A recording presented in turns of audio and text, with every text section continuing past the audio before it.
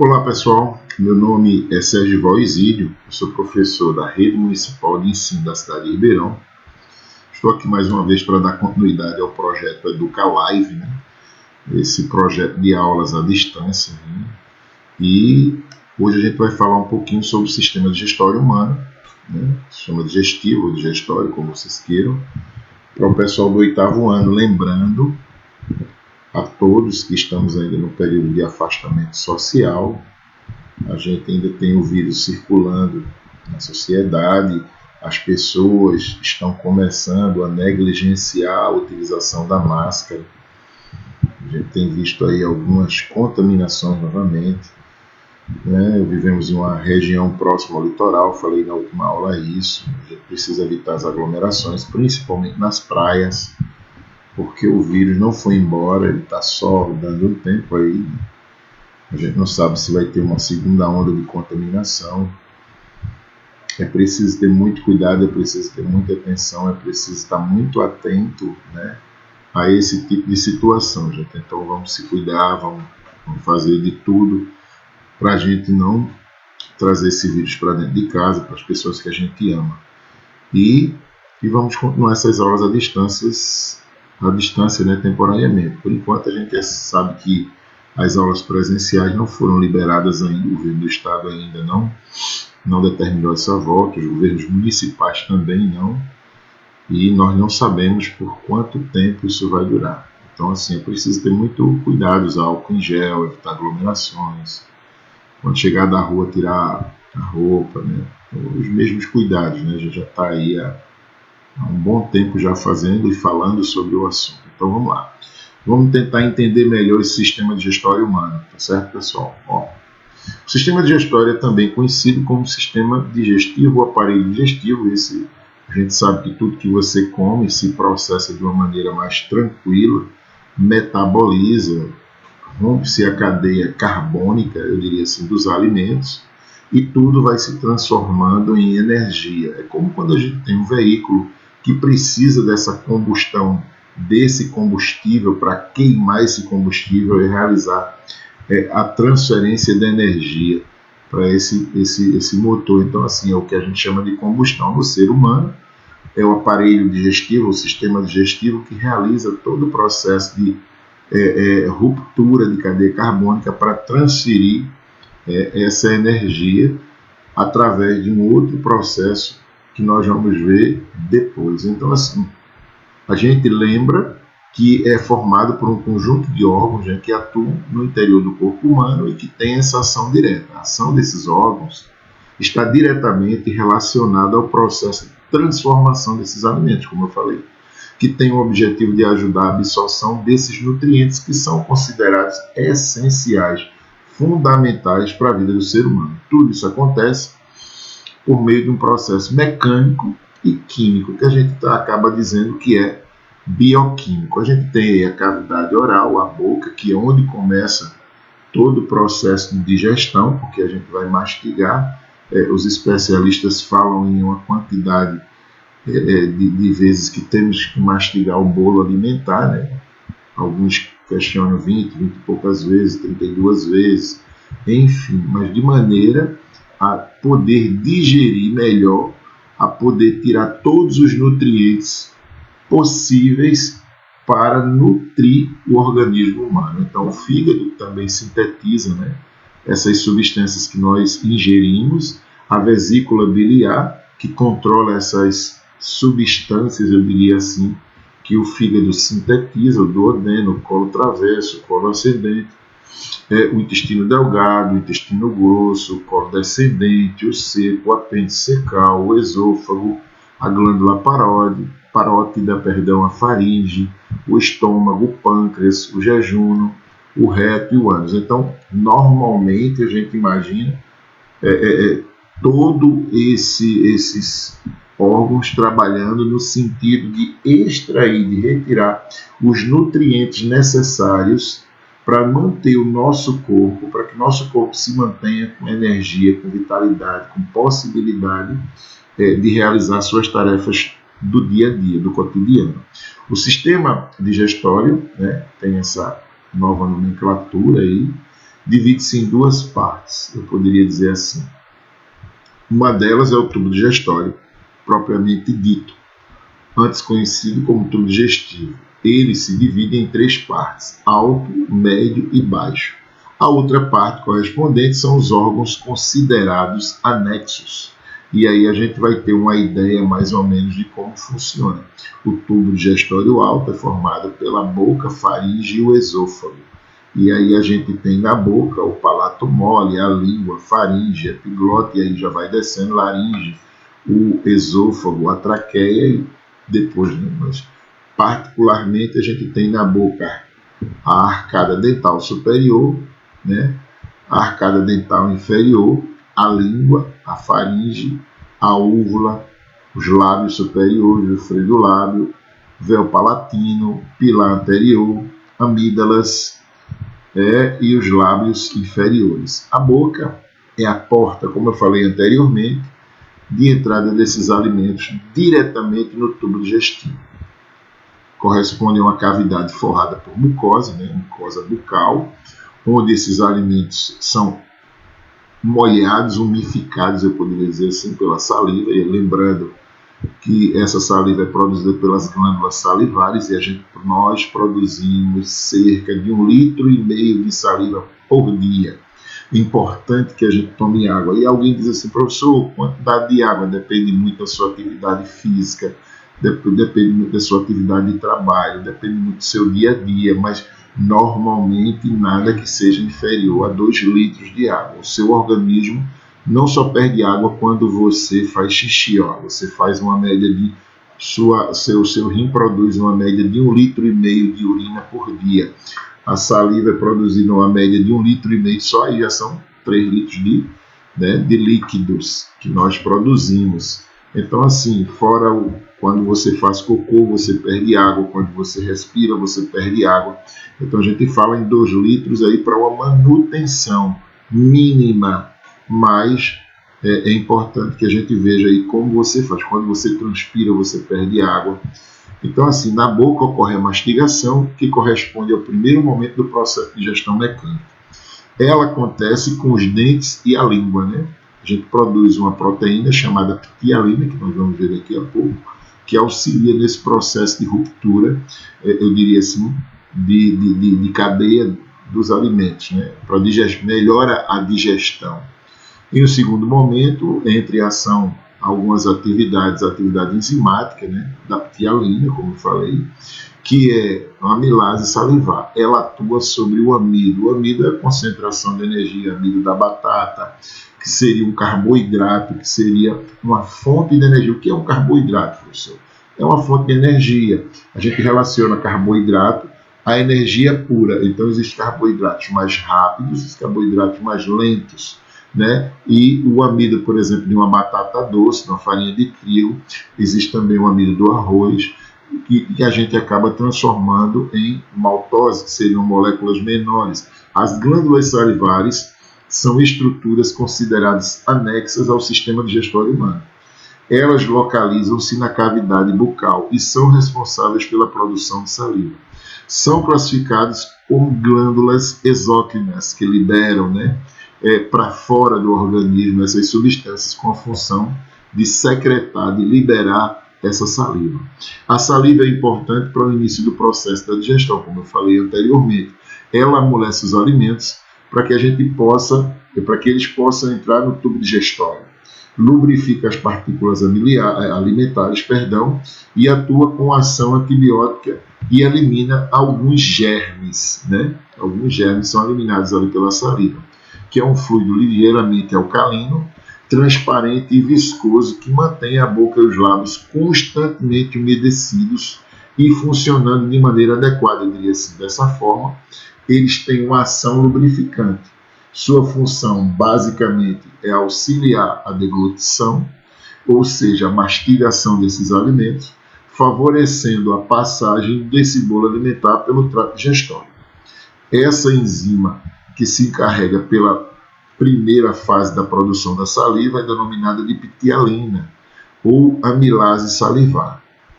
Tem como papel fundamental diminuir essa resistência da glicose, que seria a concentração energética propriamente dita, preparando esse alimento para a digestão, para uma segunda fase digestória.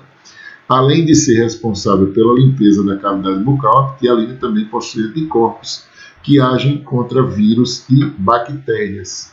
Apesar de possuir um elevado teor de água, 99,42% de água, a saliva também é composta, não é composta, ou também é composta de água, mas não é só composta pela água. O restante desse fluido, acabei ficando não explicando direito, ela não é composta apenas pela água. O restante desse fluido é formado por ptialina, mucina, albumina e sais minerais considerados fundamentais, eu diria assim, de uma maneira geral, para que haja essa ruptura nessa cadeia do carbono alimentar, principalmente no amido, para transformar diretamente essa alimentação ou esse alimento diretamente em energia. E aí a gente tem na faringe, toda uma distribuição, como a gente comentou anteriormente. A faringe é um tubo muscular membranoso, tecnicamente falando, que se comunica com a boca através do istmo, da garganta e da outra extremidade com o esôfago.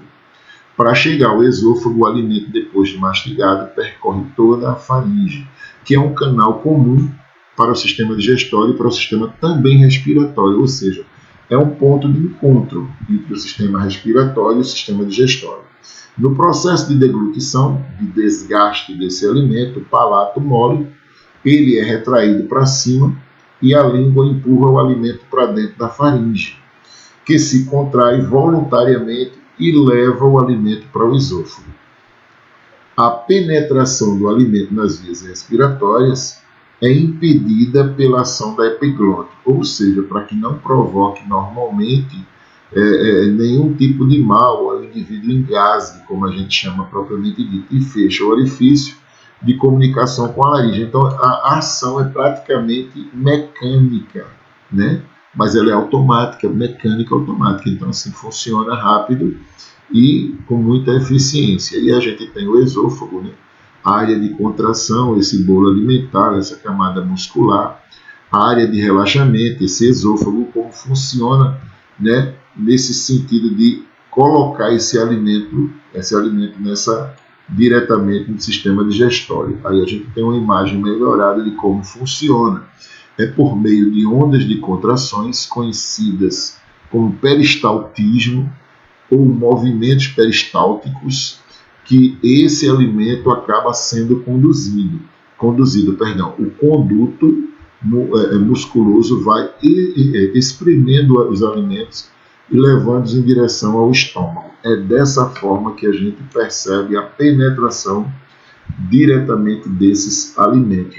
Aí a gente tem o tubo digestório médio, que é formado pelo estômago e pelo intestino delgado, que a gente conhece como duodeno, jejuno e o íleo, que a gente tem aí uma visão melhorada da parte interna desse estômago.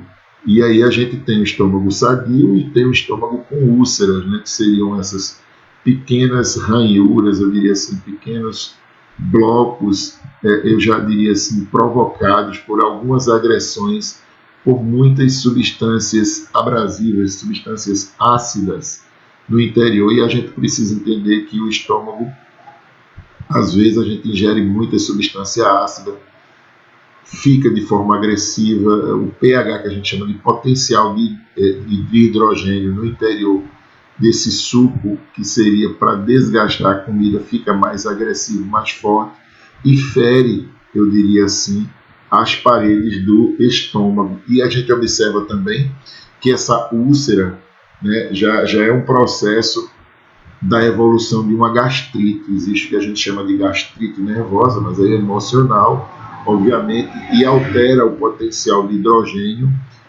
do suco gástrico, desse suco estomacal ali, que vai ficar mais agressivo e vai ferir essas paredes do estômago. É preciso ter essa ideia. O estômago é uma grande bolsa que se localiza no abdômen.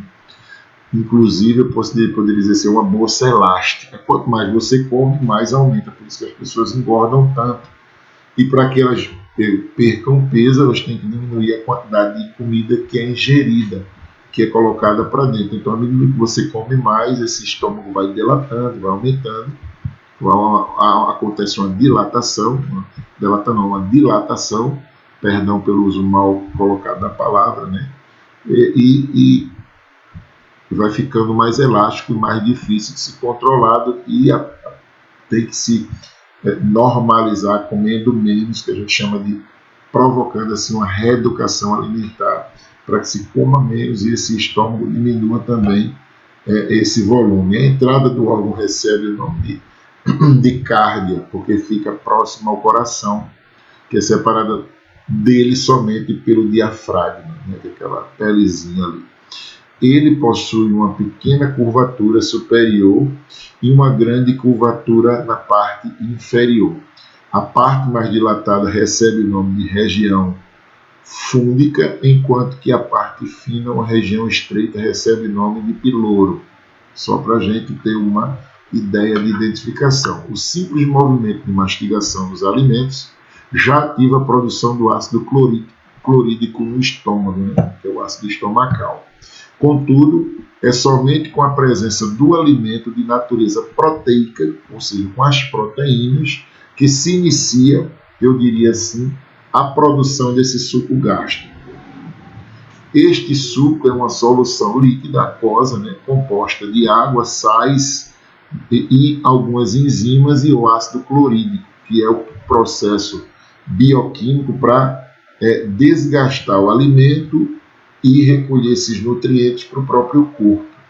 A mucosa gástrica é recoberta por uma camada de muco que a protege de agressões do suco gástrico, uma vez que ela é bastante corrosiva, muito forte.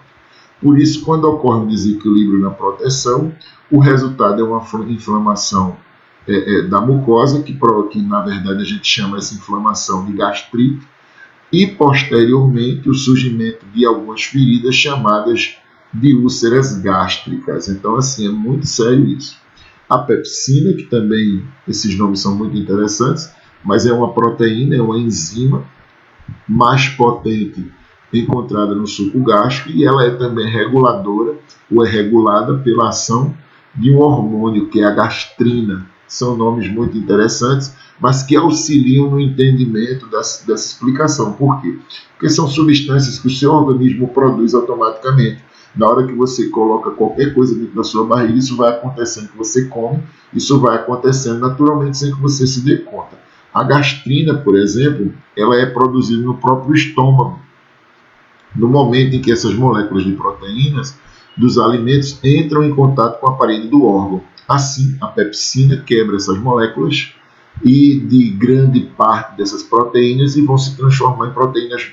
As proteínas maiores vão se transformar em proteínas menores e elas acabam, são as proteases e as peptonas, que na verdade acabam funcionando para romper essa cadeia carbônica do alimento e transferir essa energia, eu diria assim, essa glicose para todos os outros órgãos de uma maneira geral. Ou seja, esses carboidratos que vão ser rompidos ali. Por fim, a digestão gástrica dura em média de 2 a 4 horas. Nesse processo, o estômago sofre contrações que forçam o alimento contra o piloro, que se abre e que se fecha, permitindo que essas pequenas porções, que a gente chama de quimo, né, que é a massa branca ou espumosa, que já é transformada ali, chegue ao intestino delgado. E aí a gente tem mais ou menos aí o intestino delgado, como funciona a vesícula biliar, e aí aquela parte toda, o fígado e tal todo, que vai sintetizar todo esse processo. Esse intestino delgado é revestido por uma mucosa enrugada, que apresenta algumas projeções, inúmeras dessas projeções, na verdade.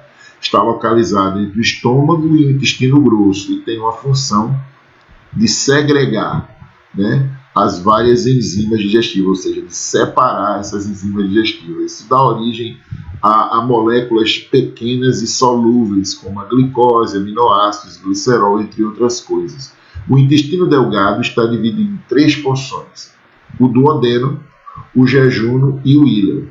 O duodeno é a primeira porção do intestino delgado a receber esse químico, esse bolo alimentar, que vem do estômago, que ainda está muito ácido e que ainda acaba sendo irritante à mucosa duodenal. Ou seja, ele recebe primeiro. Logo em seguida, eu diria que o quimo é banhado pela bile, né, que é essa substância que é secretada pelo fígado, que é liberada, que armazena na vesícula biliar, que é armazenada, perdão, na vesícula biliar, e que contém esse bicarbonato de sódio, esses sais biliares, que envolvem as gorduras, que envolvem os excessos que a gente chama de emulsificar, mas na verdade eles envolvem, eles recobrem principalmente as gorduras, que vai fragmentar essas gorduras com gotas em milhares de microgotículas, ou seja, vai dividir esse trabalho para começar a desgastar aquele excesso de lipídios, que são gorduras que se encontram naquela região naquele momento. Além disso, esse quimo recebe também o suco pancreático, ou seja, o suco do pâncreas, que na verdade produz o que a gente chama de insulina para equalizar, para equilibrar, eu diria assim, a quantidade de açúcar no sangue, que a gente diz assim, eita, fulano está com muito açúcar no sangue, ele acha que só porque ele comeu a sacarose, que é aquele açúcar normal, mas o amido do arroz tem uma quantidade de açúcar considerável, o amido do pão tem uma quantidade de açúcar considerável, então é preciso estar muito atento aos outros alimentos que não seja ao açúcar que você conhece, né? Produzido pelo pâncreas. Aí ele contém enzimas, água e grande quantidade de bicarbonato de sódio. Por essas formas, favorecem a neutralização do quimo, como eu falei. Assim, em pouco tempo, aquela papa, aquele quimo alimentar do duodeno vai se tornando alcalino e gerando condições necessárias para que ocorra a digestão intraintestinal, ou seja, no interior propriamente dito.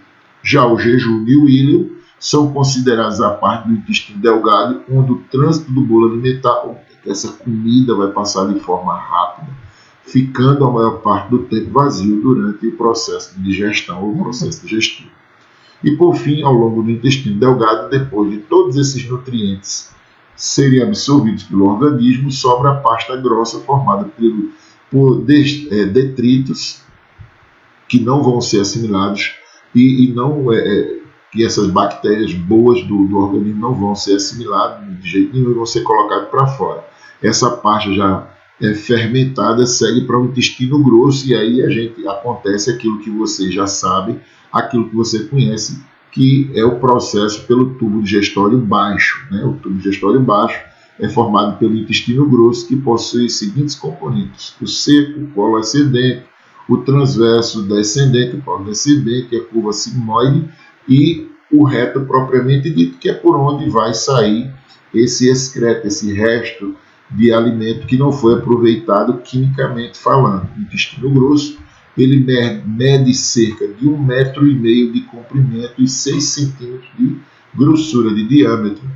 É o local de absorção de água, tanto a ingerida quanto das secreções digestivas, que são armazenadas, e de eliminação desses resíduos, ou seja, da liberação do que entende-se como fezes. Ele está dividido em 3 partes: o seco, o colo, que se subdivide em ascendente, transverso, descendente e a curva sigmoide, e o próprio reto. O seco, a primeira porção do intestino grosso, os resíduos alimentares já constituindo esse bolo fecal passam ao colo ascendente e depois ao transverso, ou seja, segue aquele caminhozinho normal, como a gente já viu ali. Em seguida, vai direto para o descendente. Nessa porção, o bolo fecal, que a gente chama de fezes, permanece estagnado por muitas horas, preenchendo as porções de curva sigmoide e as do reto. O reto é a parte final do intestino grosso, né? Eu diria assim, que termina com o canal anal e o ânus propriamente dito, que seria a saída do bolo fecal, eu diria assim, por onde são eliminadas as fezes. Para facilitar essa passagem do bolo fecal, as glândulas da mucosa do intestino grosso secretam muco a fim de lubrificar o bolo fecal, facilitando seu trânsito e sua eliminação. E as fibras, principalmente de vegetais, que não são digeridas nem absorvidas pelo sistema digestivo, passam por todo o tubo digestivo e formam uma porcentagem significativa dessa massa fecal, sendo, portanto, importante incluir as fibras na alimentação para auxiliar principalmente na hora da gente fazer o velho e bom cocô. Então, assim, que fique claro que a gente precisa tomar muito líquido, muita água para a gente melhorar o processo digestório. Tomara que vocês tenham gostado da aula, a gente vai ficando por aqui. Até a próxima aula. Um grande abraço do professor Sérgio Val.